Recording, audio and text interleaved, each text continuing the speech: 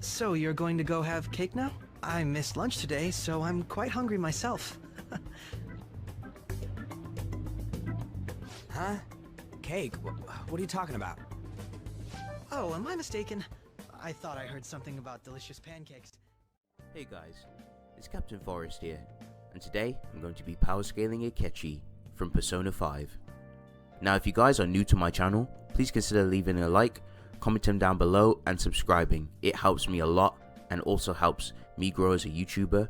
Also, if you guys want to join my Patreon, where I have perks and also benefits and a lot of interesting scan servers that you can join, please consider checking out the Patreon for more information. Also, Coffee Shop Gang. I will be working with the likes of Splash. I'll be working with JobberGodot, Q, and other amazing villains in order to make great content. So make sure you check out the Coffee Shop Gang. Check out their channels. Links will all be in the description. So let's move on. So let's talk about Akechi. So in terms of attack potency, Akechi is easily out-versal. As we all know, Mementos is made up and includes platonic concepts, including the shadows, personas, weapons, palaces, etc. And Akechi himself can hurt and kill these platonic concepts, including the likes of Akumura and other palace rulers, who they themselves are the rulers of their own distorted conceptual desires, which are manifested into their own realm. Now, for more information on this, please check out my Mementos Explained video, where I go into detail about the cosmology. Now, this would easily put Akechi to out-versal.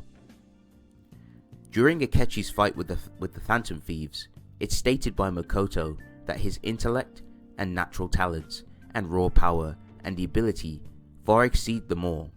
In fact, made her feel envious. The only reason Akechi lost was because he was simply outnumbered.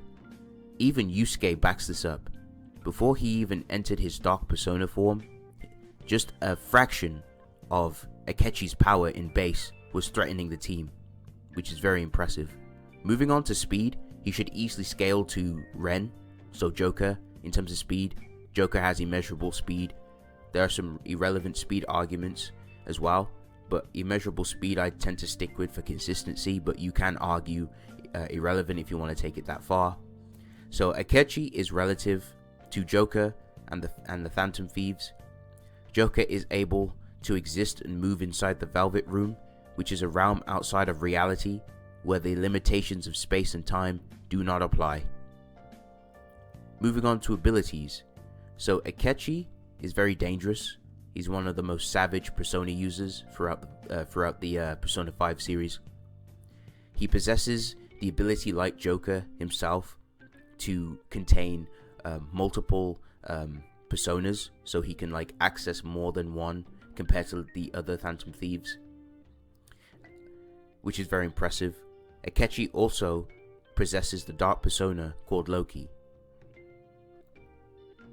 Akechi can make people and his own personas psychotic and mad, which amps them, making even the most fodder shadows of the verse become extremely powerful and dangerous to the point that they literally scale and become relative to the Phantom Thieves' power, which is very impressive and very scary.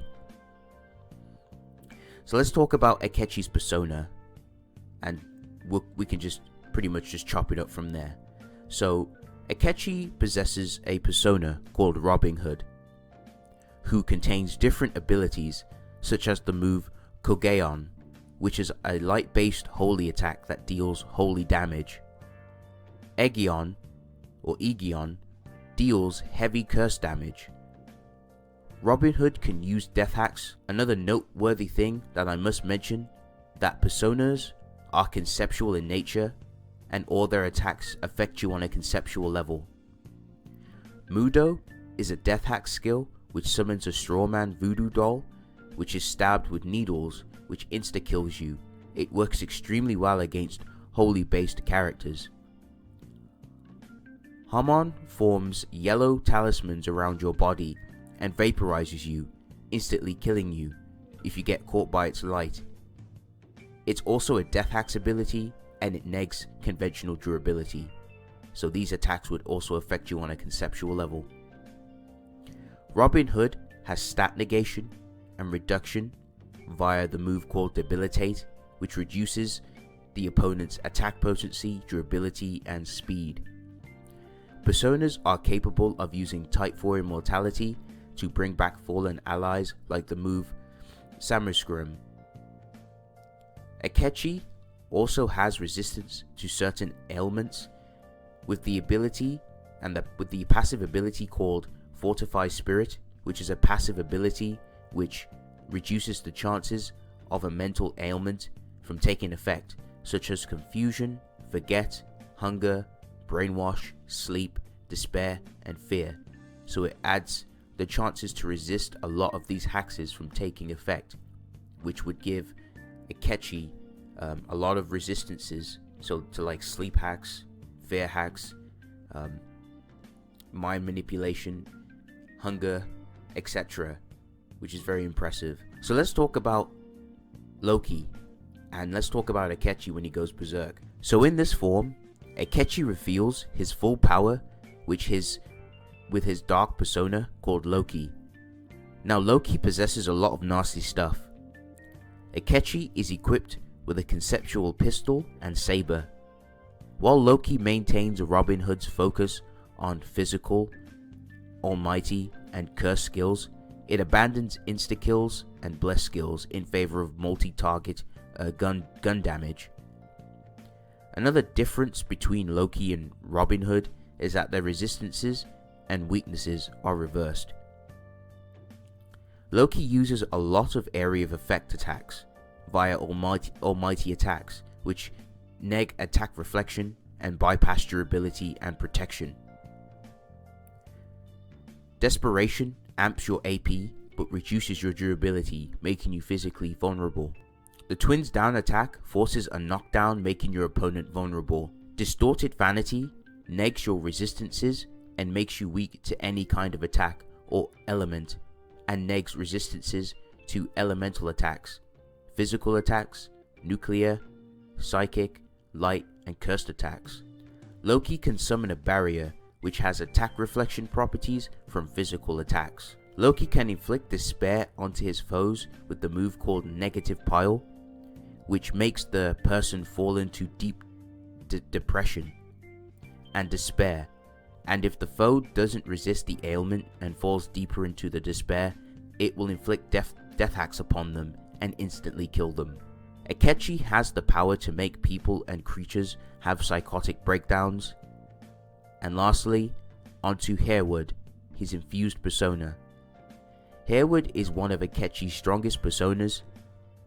It has the instinctive ability to dodge holy attacks, which is Hereward's inherent weakness.